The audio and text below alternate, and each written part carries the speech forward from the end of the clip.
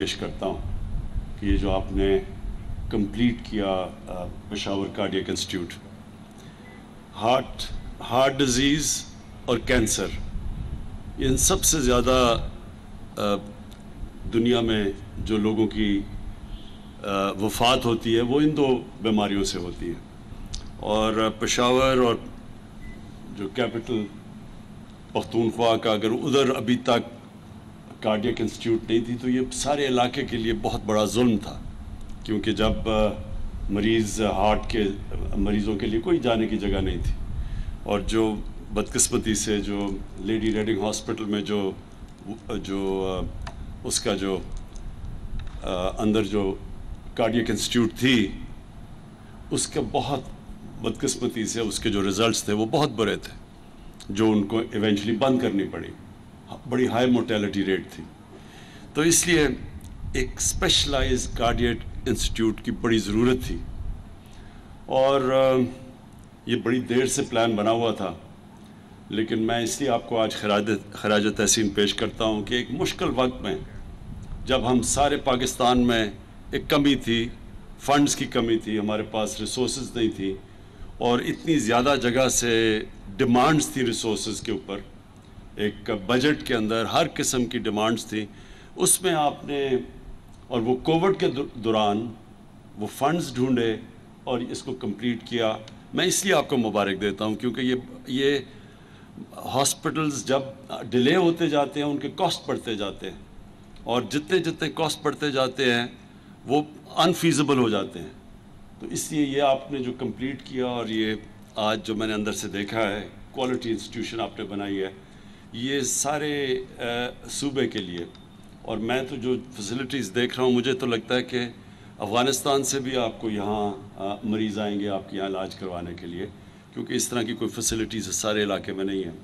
جس طرح شوکت خانم جو 2016 میں ہم نے یہاں پشاور میں اس کی انوگریشن کی تھی، تو ادھر سے افغانستان سے بھی مریض آتے ہیں، تو سارے علاقے کو سرو کرتا ہے، اس لیے یہ بھی ایک بہت بڑی نعمت ہے سارے علاقے کے لیے ہوگی۔ اس کے ساتھ ساتھ میں جو سب سے زیادہ آپ کو خراج تحسین پیش کرتا ہوں، وہ جو آپ نے فیصلہ کیا کہ سارے پختونخوا کے شہریوں کے لیے آپ ہیلتھ انشورنس پرووائڈ کریں گے، اس سے بڑی نعمت کسی قوم کے لیے نہیں ہو سکتی، اور خاص طور پہ جو ایک ملک کا غریب طبقہ ہے۔ ایک غریب گھرانے میں جب بیماری ہوتی ہے تو ان کا سارا بجٹ تباہ ہو جاتا ہے، اور وہ ساری ریسرچ شو کرتی ہے کہ جب ایک غریب گھرانے میں ایک بیماری ہوتی ہے تو وہ سارا گھرانہ غربت کی لکیر سے نیچے چلا جاتا ہے، اور یہ آج تک ہماری گورنمنٹس نے اس کے اوپر سوچا نہیں۔ ایک ملک میں بدقسمتی سے جو ایلیٹ کے لوگ ہیں اور گورنمنٹ کے منسٹرز اور پرائم منسٹرز، وہ علاج کروانے کے لیے ملک سے باہر چلے جاتے ہیں، کبھی یہ نہیں سوچتے کہ عام آدمی کے لیے اگر اس کو مشکل وقت گھر میں آئے اور بیماری ہو تو وہ کیا کرے گا۔ تو یہ جو آپ نے کیا ہے، ہمیں لوگ بار بار کہتے ہیں کہ جی کدھر ہے مدینہ کی ریاست، یہ ہے آپ کا قدم مدینہ کی ریاست کی طرف۔ مدینہ کی ریاست پہ کیا ہوا تھا کہ دنیا کی تاریخ میں پہلی دفعہ ایک ریاست نے اپنے کمزور طبقے کی ذمہ داری لی تھی، اور انہوں نے صرف اپنا مائنڈ سیٹ چینج کیا تھا، باقی تو اللہ کرتا ہے۔ جو دنیا کی پہلی فلاحی ریاست تھی وہ نبی صلی اللہ علیہ وسلم نے بنائی تھی، اور ان کے پاس بھی کوئی ریسورسز نہیں تھے۔ آج جو فیصلہ کیا پختونخوا نے کہ سارے شہریوں کو ہیلتھ انشورنس ملے گی، آپ کو یہ حیرت ہوگی کہ ہمارے سے کتنے زیادہ امیر ملک، انہوں نے بھی اپنے یونیورسل ہیلتھ کوریج انہوں نے بھی نہیں دی اپنے لوگوں کو۔ تو یہ جو آپ نے کیا ہے، اس سے سب سے پہلے تو ہر غریب گھر کے اندر ایک کانفیڈنس ہوگا کہ کسی قسم کی بیماری ہو تو ان کے پاس ایک ہیلتھ کارڈ ہے۔ دوسرا، شاید آپ کو بھی اندازہ نہیں ہے کہ آپ نے ایک ہیلتھ کا انقلاب لے آئے ہیں پاکستان میں، اس سے سارا ہیلتھ سسٹم آپ کا کھڑا ہو جائے گا۔ گورنمنٹ کے پاس تو پیسے نہیں ہیں، کہ ساری پاکستان میں ہسپتال بناتی پھرے. ہمارے پاس تو ریسورسز نہیں ہیں. ہمارے پاس بدقسمتی سے قرضے اتنے چڑھے ہوئے ہیں کہ ہم جو آمدنی اکٹھا کرتے ہیں ہر سال کی ٹیکس کی، آدھا تو قرضوں کی قسطوں پہ چلا جاتا ہے. تو 22 کروڑ لوگوں کے پاس، ہمارے پاس تو وہ فنڈز نہیں ہیں کہ ہم ساری جگہ ہیلتھ کوریج دیں. لیکن ہیلتھ کارڈ کی وجہ سے پرائیویٹ سیکٹر آئے گا اب، اور پرائیویٹ سیکٹر آ رہا ہے اب ہاسپٹلز بنانے کے لیے، کیونکہ جس کے پاس ہیلتھ کارڈ ہوگا وہ گورنمنٹ ہاسپٹل یا پرائیویٹ ہاسپٹل کہیں بھی جا سکتا اپنا علاج کروانے کے لیے. تو اس کا مطلب کہ وہ علاقے جدھر پرائیویٹ سیکٹر نہیں جاتا تھا ہاسپٹل بنانے کے لیے، کیونکہ وہ سمجھتا تھا کہ لوگوں کے پاس اتنے وسائل ہی نہیں ہے سسٹین کرنے کے لیے، وہ اب غریب علاقوں کے اندر ہاسپٹلز بنیں گے. پرائیویٹ سیکٹر وہاں جائے گا، وہاں سیٹ اپ کرے گا پرائیویٹ سیکٹر ہاسپٹلز. اور میں نے سارے اپنے 2 جو صوبے ہیں ہمارے پی ٹی آئی کی گورنمنٹ کے نیچے، پختونخوا اور پنجاب، ادھر میں نے انسٹرکٹ کیا ہوا ہے کہ پرائیویٹ سیکٹر کے ہاسپٹلز کو سستے داموں پہ زمین دی جائے. اور ہم نے وہاں پنجاب میں تو انسٹرکٹ کیا ہے کہ جو ایویکیو ٹرسٹ کی پراپرٹی ہے یا اوقاف کی زمینیں ہیں، ان کے اوپر بڑے سستے دام پہ پرائیویٹ سیکٹر کو ہم کہیں کہ ہاسپٹلز بنائیں. تو زمین جب سستی ہوگی اور ہم نے ساری اکوپمنٹ ہاسپٹلز کی، جتنی بھی اکوپمنٹ جو پاکستان میں نہیں بنتی اس کو ڈیوٹی فری کر دیا پاکستان میں، تاکہ باہر سے اکوپمنٹ منگوا سکیں ہاسپٹلز کے لیے.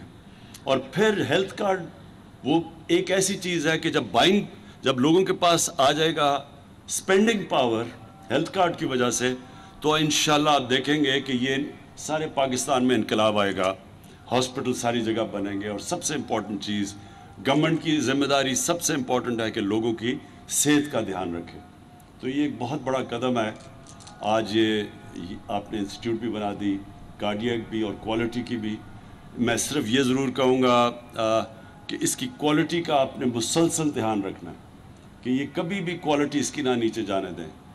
کیونکہ ہوتا کیا گورنمنٹ ہاسپٹلز میں کہ تھوڑی دیر کے بعد، کیونکہ گورنمنٹ ہاسپٹل ہے، لوگوں کو وہ اس طرح کی تکلیف نہیں ہوتی جو کہ پرائیویٹ ہاسپٹل میں ہوتی ہے. اور وہ ہوتا کیا کہ آہستہ آہستہ اس کی سٹینڈرڈ نیچے چلی جاتی ہے.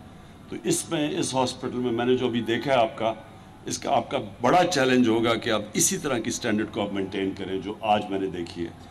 اور وہ ہماری شوکت خانم کی سب سے بڑی ہاسپٹل کی کامیابی ہے کہ آج بھی آپ چلے جائیں شوکت خانم میں 25 سال سے بنے ہوئے ہیں، تو ان کی سٹینڈرڈ اوپر ہی گئی ہے، نیچے نہیں آنے دی ہم نے. اور یہ ہے سکسیس آپ کے اس ہاسپٹل کا کہ یہ بھی ایک، میں چاہتا ہوں گورنمنٹ ہاسپٹل کوالٹی کے بنے، تاکہ لوگ یہ نہ ہو کہ اب تک کہ صرف غریب لوگ گورنمنٹ ہاسپٹل میں آتے ہیں اور پیسے والے لوگ پرائیویٹ ہاسپٹلز میں. میں یہ چاہتا ہوں کہ گورنمنٹ ہاسپٹلز کی اب وہ سٹینڈرڈ ہو جو کہ مقابلہ کر سکے پرائیویٹ ہاسپٹل کو. اور اس میں آخری چیز کہنا چاہتا ہوں کہ ایک میں دیکھ رہا ہوں کہ پیمز جو اسلام آباد میں ہاسپٹل ہے، وہاں آج کل لوگ سٹرائک کر رہے ہیں کہ جی ہم ہاسپٹل ریفارمز کے اگینسٹ ہیں. میں ان سٹرائکرز کو آج یہاں سے میسج دینا چاہتا ہوں، ہاسپٹل ریفارمز کا کیا مقصد ہے؟ ہاسپٹل ریفارمز کا صرف ایک مقصد ہے کہ گورنمنٹ ہاسپٹلز بھی ویسے چلیں جیسے پرائیویٹ ہاسپٹل چلتے ہیں. وہ کیسے چلتے ہیں پرائیویٹ ہاسپٹل؟ سزا اور جزا ہوتی ہے، اس لیے پرائیویٹ ہاسپٹل کامیاب ہوتا ہے. جس بھی ادارے کے اندر سزا اور جزا نہیں ہوگی وہ کبھی بھی کامیاب نہیں ہوگا. مقصد صرف ہاسپٹل ریفارمز کا یہ ہے کہ ایک بورڈ بنے جو اس کو ایک پرائیویٹ ہاسپٹل کی طرح چلائے. پرائیویٹ ہاسپٹل کی طرح چلانے کا مطلب پرائیویٹائزیشن نہیں ہے، اس کا مطلب کہ اس کو اسی طرح وہی مینجمنٹ سسٹم ہو جو کہ ایک پرائیویٹ ہاسپٹل میں ہے، تاکہ لوگوں کو اچھی ٹریٹمنٹ ملے. صرف اس کا معیار اوپر کرنے کے لیے بنایا ہے. اور پھر وہ جو ڈاکٹر محنت کرتا ہے، جو کام کرتا ہے، جس کی کوالٹی اچھی ہے، کیا اس کو وہی تنخواہ ملنی چاہیے جو کہ کام ہی نہیں کرتا یا جس کی کوالٹی نہیں ہے اچھی؟ یہ بھی ظلم ہے کہ وہ جو محنت کون کرے گا جب آپ فرق ہی نہیں کریں گے ڈاکٹرز کی پرفارمنس کے اندر اور نرسز کی پرفارمنس میں. تو پرائیویٹ ہاسپٹل اس لیے کامیاب ہوتے ہیں کہ وہاں سزا اور جزا، جو محنت کرتا ہے وہ اوپر آ جاتا ہے، اس کو اچھی سیلری ملتی ہے، جو نہیں کرتا اس کو وارننگ ملتی ہے اور پھر نکال دیتے ہیں. اس لیے چلتا ہے پرائیویٹ ہاسپٹل. گورنمنٹ ہاسپٹل میں جب سزا اور جزا کا نظام ختم ہوا تو ہمارے سامنے ہم سب میں گورنمنٹ ہاسپٹل میں پیدا ہوا تھا، ہم سارے بچپن میں گورنمنٹ ہاسپٹلز میں جاتے تھے، ہمارے سامنے گورنمنٹ ہاسپٹل ڈی جنریٹ کیے، ڈیٹیریٹ کیے، نیچے آئے کیونکہ سزا اور جزا کا قانون ختم ہو گیا۔ تو ہمارا کوئی مقصد نہ پرائیویٹائزیشن کا ہے، ہمارا مقصد یہ ہے کہ غریب لوگوں کو بھی بہترین علاج ملے گورنمنٹ ہاسپٹلس میں۔ یہ مقصد ہے صرف ہاسپٹل ریفارمز کا، کہ اس کی مینجمنٹ سسٹم ٹھیک کیا جائے۔